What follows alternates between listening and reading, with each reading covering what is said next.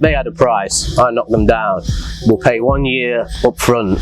Will they take this much? I didn't spend my money to do this. I used credit cards to open this place. Use credit cards? Yeah. So right, let's talk about the capital. How much did you put into it using credit cards? If you'd have said to me before, 3 years ago, they come and do this interview, I'd have gone, no way. No way are you interviewing me on camera. I don't like it. I hardly shared stuff on Facebook. You know what I mean? But then, you know, I sort of like just really wanted to get away from the UK and move here, and I was just seeing like, okay, maybe that YouTube is a way.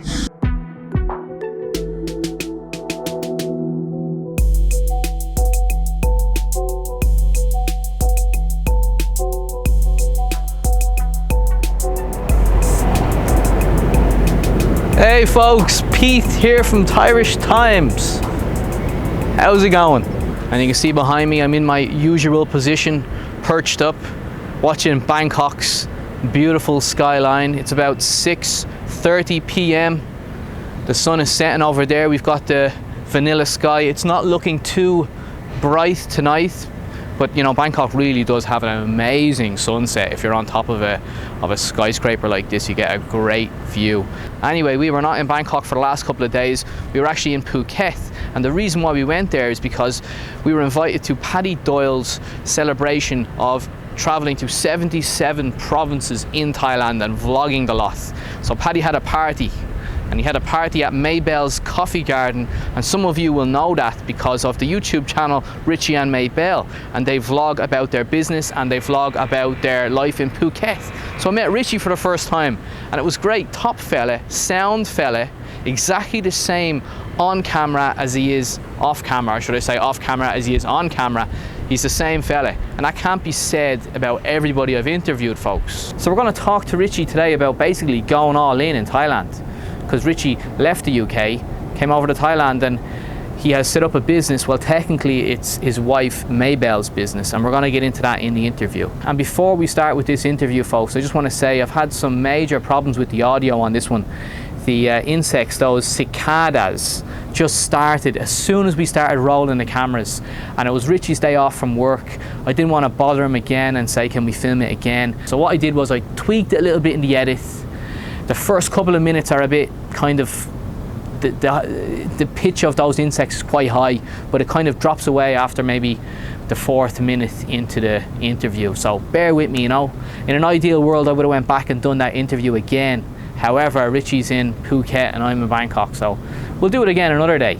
We'll start now with some clips of Paddy Doyle's party, and then we'll jump in, we'll meet Richie. And if you like the content, please subscribe to the channel. We're not far away from hitting 15,000 subscribers, and I need your help to do it.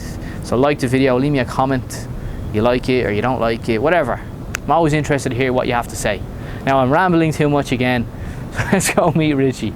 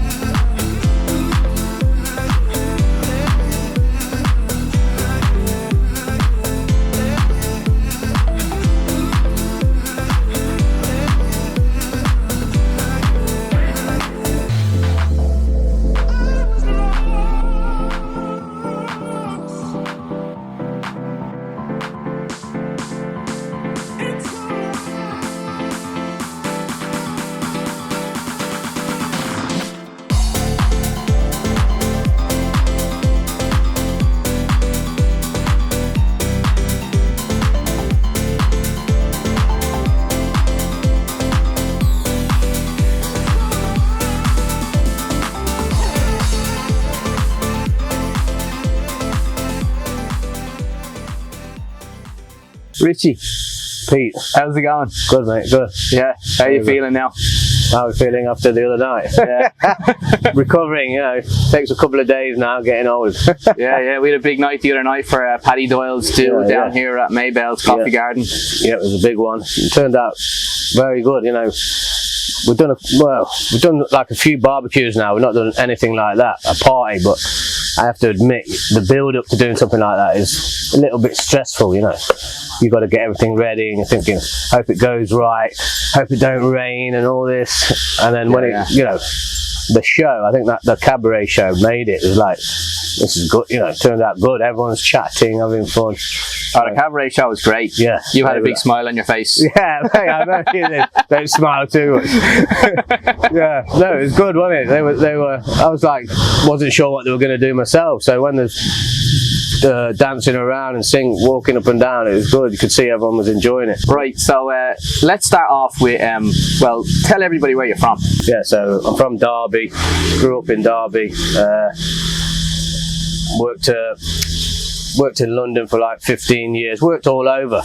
I worked away for a long time in engineering, worked all over Europe and stuff, worked in London for 15 years, so I kind of left my hometown like in my early 20s. What was life like for you back in England and working there? Derby, London. Your working life, say, back in the West. Yeah, it was like working hard, always like working long hours, chasing the money. I was a contractor, so, you know, just going after the money as much as I could. That's why I left my hometown. Like, I started on cars, and I went on to trains, I went on to power stations, then trains, and I was just always wanting more money per hour, do you know what I mean? It's never enough. Yeah. And more work than enjoyment time, free time. Was it a stressful life? I wouldn't say it was so much stressful, no. More, I like to go out a lot. I like to socialise with my friends, you know. I'd say it was a good life, but I wasn't fulfilled with my life there. I was always coming here on holidays, you know, work hard, save up, come on holiday, and, you know, go home and go, shit. I was always thinking to myself, how could I stay there, you know, move here? Been doing that for a long time. The usual thing was always open a bar. I met other guys that have done it, open bars, and I was like, nah, not a good idea for me. Won't be good for my lifestyle. What made you make that final decision? That's it, I'm gonna move over here and get a business and do this, what you're doing now? I've been thinking about it for a long time, and then like 2018 was like a pinnacle year for me. Like, I was out of shape badly. Well, not that bad. You know, I was partying too much, and I just decided, look, I would need to change my life. I was working away. I worked in Germany for 6 months, you know, and I came here, spent 3 months here, like getting in shape and not going out so much. And yeah, then I was like, look, I came on my own, so I was like, I wanted to see how it was coming. I've never been on a holiday on my own or travelled on my own. Let's see how it is on my own, if I could actually live here. Spent a lot of time on my own. That's when I met Maybelle as well. We was chatting online, we met, and yeah, stayed for 3 months, and just thought, you know, that was when I decided while I was here. I said, I'm going to move there. That's it. You know, I'm going home. And I'm going to set. I had a little rental property, a house in South Wales. I'll sell that and work for a year or two and come back. Well, it was I meant to come back in October 2020. That was the plan. So I'll work for 2 years, sell the house, come back with the money and move here. Right, well, let's talk about the business. Tell everybody, what is this business? This is Maybelle's Coffee Garden, named after my wife, Maybelle. We've had this 1 year now. So moved to Thailand in March 2020, and then opened this business in March 2021, like 1 year after being here. Obviously, when I moved here, I started the YouTube channel, just sharing, you know, sharing our life, moving to Thailand, what we're doing, stuff all around Phuket. The usual style videos I was doing, you know, sharing all the different places around Phuket. And then I did a cost of living video, you know, the usual vloggers, what everyone's doing on YouTube. And then when I made that video, I said to Maybelle, look, I've got enough money left in the bank for 1 year if we spend this much a month. I'd talked about doing a coffee garden, picturesque place where people take pictures and share on Instagram and stuff like that. That was like the idea in my head. So after I made that video, I said, look, we only got 1 year left. If we don't do it now, may never be able to do it. So I didn't spend my money to do this. I used credit cards to open this place.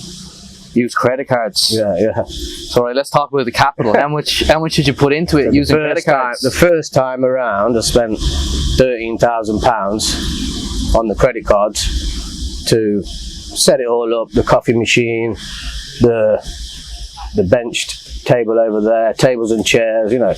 Get all the garden done, all the most of the inside, and then the second round, which came from just turning over money here, £5,000 more. That was, I think, the second video I made. I've worked out we spent £18,000 on this altogether, setting this up. We'll probably spend more now. Obviously, it's like never ending. You're always something to do, something to add, more to buy.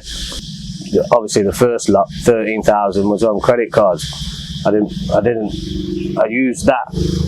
I had that available, them credit cards available to me, and I thought, my money in the bank. Luckily, I did it that way because I would have probably run out of money. I need a bit of capital in the bank as well, right? Otherwise, when you're not making money, obviously in the beginning when we started, this place was dead. Hardly anyone around. Tourist-wise, locals were here, expats were here that were staying. But so Richie, I'm very interested in just this business. I really want to do this interview because I think what you've done here is really great, and I think well, let's just get into more questions on it because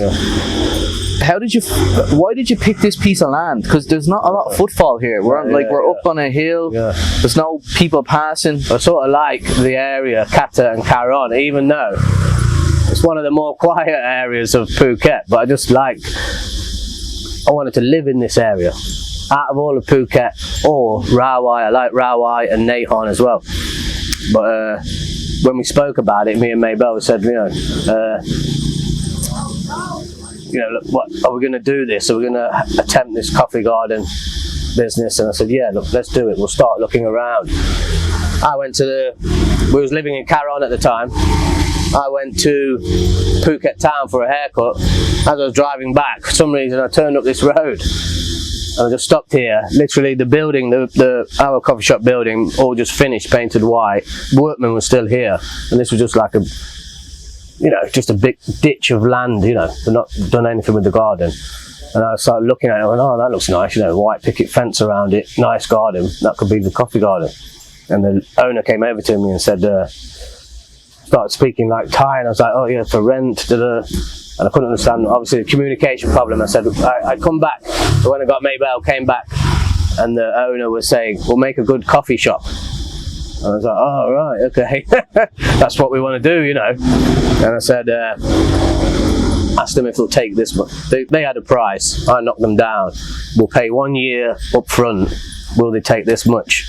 And they said yes. So it was like, okay, we're doing it. But then the nerves start sinking in, like, oh shit, the location, we're a bit out of the way, but basically the rent we were going to pay was not much more than the condo we was paying. So, and we lived in the back. That was the idea. We'll live here, we'll set it up and grow slowly. Setting up the business as a foreigner, was that difficult? No, because we did it all in Maybelle's name. It's Maybelle's business. It's all in her name. That was a lot easier, but much easier. If to set it up as a proper company from the get-go costs a lot more.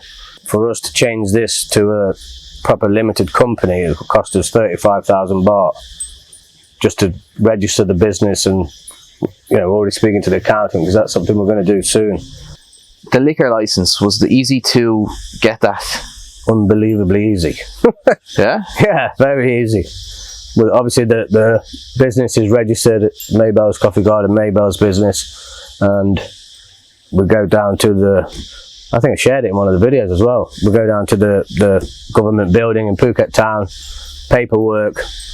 A lot of the paperwork you need is the landlord's paperwork. 300 or 400 baht, boom, done.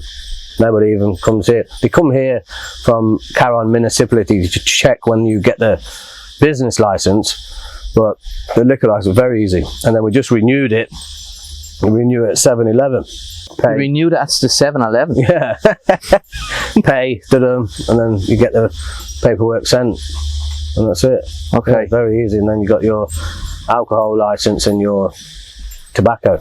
Do you find it very the market here is super competitive in Phuket? You know, just from, I mean, in the last couple of weeks, I live in Bangkok. I've been to Samui 2 weeks ago. 2 months ago we were on Koh Chang, and I'm just comparing different areas, and I would say Koh Chang is obviously a tropical island, big island, sleepier, way more chilled out, but way less business, right? Samui, big island, but the vibe is, I suppose, people are not as hustling as much as Phuket. When you come to Phuket, everyone's making money.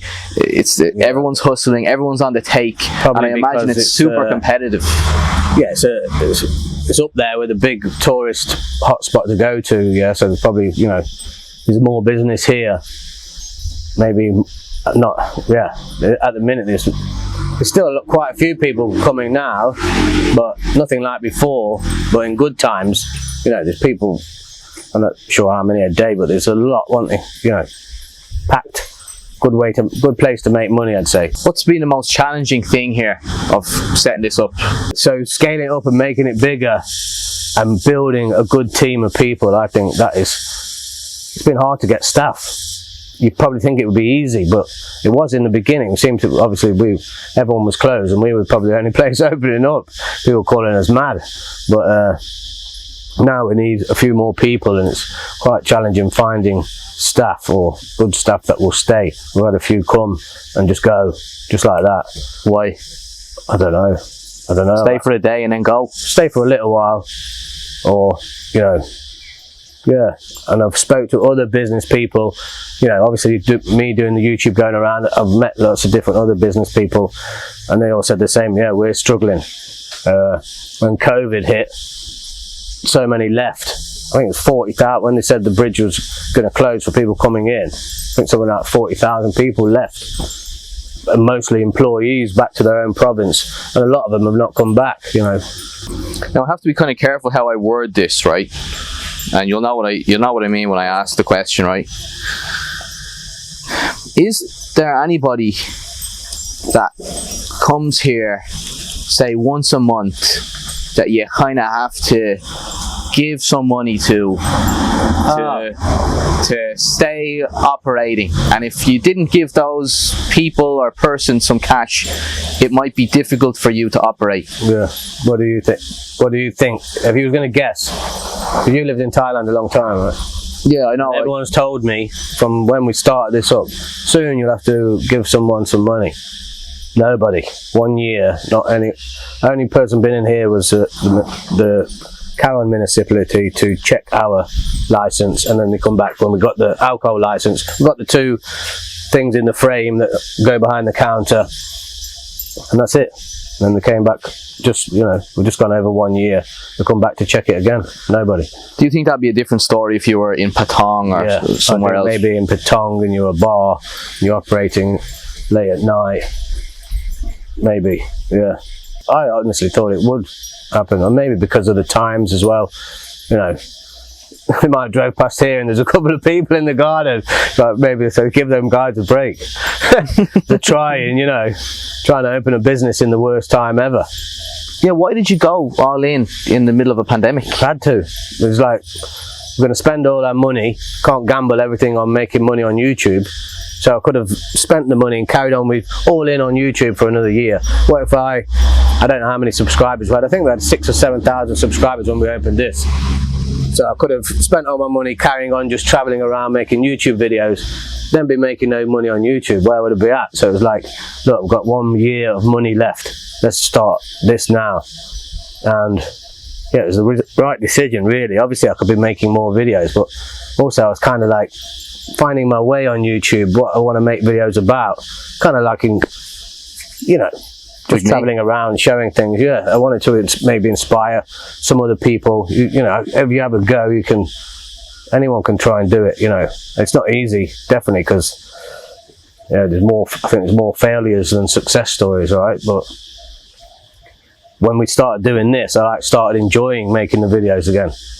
Well, I think what you have going for you is that you've got this business. People are interested in your journey. I've always said this as well about YouTube, and it's probably the biggest mistake I made at the start. If I was to go back and start it all again, create a journey worth following. Right, yeah. And your journey is worth following, because for me, I'm like, here's a guy who's gone all in. Yeah. He's trying his hardest. He's got a nice business. He's got a nice wife, and he's a friendly guy. In a weird time. Yeah. And that's intriguing. Yeah, and now people can follow the journey, but then I can also, when they're on holiday here, because hey, look, people started following our channel because of Phuket. But when they come on, most were stuck at home during COVID. When they come on holiday here, they're like, we're going to come and have a coffee and support you. That's what I find the most. People are coming, we want to support you. People are coming in tuk-tuks from Patong. Yeah, but you've also been very open and honest. No, I said that that was like a choice I made. When I started making the videos, I was watching other people, what they're doing, and I was like, there's a lot of bullshit on YouTube. Money, live in Thailand on $600. No, you can, but you'll be a hermit in your room and never go out. You know, so I said, I'm going to share I'm going to share exactly what I'm spending a month. And then when we set this up, there's actually a friend that suggested me, he said, share what you're taking a month. And I was like, okay, no, that's a bit much. I was like, yeah, no, be open. It doesn't really matter in the beginning, you know, it's peanuts. So, and when people are interested, you know, people want to know, don't bullshit, tell us the truth. And when we opened, people coming and to meet us, we're like, we like what you're doing, we like that you're honest and you're not, you know, full of it on there. Well, yeah, that's the first thing I noticed when I met you the other night is you're the same on camera as off camera, and that can't be said for everybody. You know. So fair play to you. If I ask you, what have you learned the most from your YouTube journey? What have I learned from the YouTube journey? What about myself? Anything. It's a mad world that we're in. It's crazy. It's crazy. Oh, mate, it's been like 2 years and it's some journey. Fucking hell. Because even I was like, I'm not. If you'd have said to me before, 3 years ago, mate, come and do this interview, I'd have gone, no way. No way are you interviewing me on camera. I don't like it. I hardly shared stuff on Facebook. You know what I mean? But then, you know, I sort of like just really wanted to get away from the UK and move here, and I was just seeing like, okay, maybe that YouTube is a way. Say like I felt uncomfortable in the beginning. Over time, if you keep trying something, you can get better at it. Like, I'm not saying I'm really good at YouTube now, but getting more comfortable speaking on camera, more open speaking to people. Say like here, we come and sit in a coffee garden every morning. Anyone can turn up and come and see you. You know, all people that are coming are nice, and they're like, yeah, and it's like, before I might have been a bit more shy and reserved and not so open talking to people. I think now I'm becoming a lot more open and communicating and chatting to just anyone. Has it changed your life? Yeah. All this, well, obviously it has. Yeah, yeah. You seem to be happy. Yeah, a lot more happier and relaxed. Like I say, I think before I was a bit more reserved and I'd sit back and let other people do talking. Whereas now, obviously, starting your own channel, you've got to do the talking. Maybell, I believe it's bringing Maybell out of her shell. If I'd just stayed in the UK and continued with my job, which a lot of us do, I did. I'm 45, you know, for years saying I was going to do something like this. Yeah, I'd have missed out on all this amazing stuff that I've done. Maybell, we got married, just done so much in 2 years. Like, I'm amazed when I look back. Like, if you look at what we've done in 2 years, it's like flipping heck. And you really, it is from just starting that channel. So Richie, yes. Pete. Right, so we've been here in Phuket now for a couple of days, and I've been to, we were in Patong last night, we checked it out, and to me... Have you been here before? Yeah, years ago. It's been probably about 4 years since I've been in Phuket. Yeah. So Patong to me seemed busy. Right, yeah. But you're the man to know, what's it like in Phuket now? What kind of capacity are we at? So Patong, Bangla Road, obviously busy. The beach road, there's been a lot of businesses been transformed there. You know, the beach road. I remember I said to I'm going to make a video. What's available to rent on the beach road? a couple of weeks went by, I went back and they're all being renovated. I was like, shit, you know, I missed it. So the beach road is busy, Bangla Road, busy. I say busy, I mean for what's just happened. And yeah, it's getting back there. The rest further back is still a bit not how it used to be. Lots of businesses closed, lots of available properties for rent. Jongsling shopping centre is not open. You know, a lot of people come in here and go, oh wow, I can't believe how busy it is, and a lot come in and say, wow, it's like, you know, mass, because they've been coming every year, so they just all of a sudden land here and see the change and like, wow, it's different. Another area that's become very popular is Rawai and Nahon. Since COVID, it was like left alone, it's out of the way, the very south of the island, and people seem to be moving there, some businesses moving. Why is that? Because I was there actually yesterday and the beaches were busy in Nahon. I think because it's just becoming, you know, I liked the area before. I looked at a business there in 2018 and said, no, it's too quiet. During COVID, it's sort of like left alone, like, okay, it was open. Not fully open, but open, you know. Better careful what I say. Yeah, and then obviously there was more expats living there, more people, and then I heard a lot of people were moving from the north of the island, Bang Tao area, Churn Talay, because it's more expensive and that's more cheaper. And a couple of businesses, Ali's Barbecue, which is very popular, that's moved down there, or opened another one down there, and a few other businesses opened up. So it's just become a place, I think, for people to live. What are your future plans? Future plans, right? Yeah, because like, you know, I think I was rushing into doing other things, like with the bikes. I quickly jumped on something else, and for now we're definitely honing in on this, make this as good as we can, see what happens, because the 1st of May is the rumour for anything, dropping all restrictions, come in. They're saying 1st of July, but apparently a lot of pressure is on them to open now. Other places are open, right? You know. So I want to see what happens with this, because we're getting busy now. And then another one, Maybow's Sea View Coffee Garden. Well, hey, you never know. No, you never know. I said it in a few videos, you know, when I'm showing other places that are available.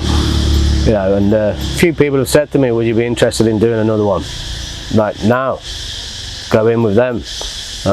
I was almost going to do it. Maybell was like, stop, slow down now. I was like, okay, yeah, let's just concentrate here. And then, yeah, it would be nice to do another one. Look, we're out the way, maybe a better location, busier. Richie, it's a pleasure. I wish you the best of luck. Yeah. And Richie has a channel called Richie and Maybell, and you can see the whole story here of this business, this coffee garden. So check out, I'll leave a link in the description. And if you like this interview as well, subscribe to the channel here. We got loads more coming. Yeah. Loads of stuff. You found your niche, mate. Interview, you're good at it. Cheers. Yeah. I enjoy it. I enjoy stories. It's stories, man. Everyone has a story out there. You're a people person and good at talking. I like you know, I like a chat and a cup of coffee and a beer and a chat with people. We're going to have coffee today because we're on the water today. Yeah. Nice good hydration. Anyway, we'll see you later, folks. Thank you very much. Leave us a comment, like the video, and share the video. I don't say share it enough. And check us out on Instagram, Thairish Times. So I'll see you on the next one.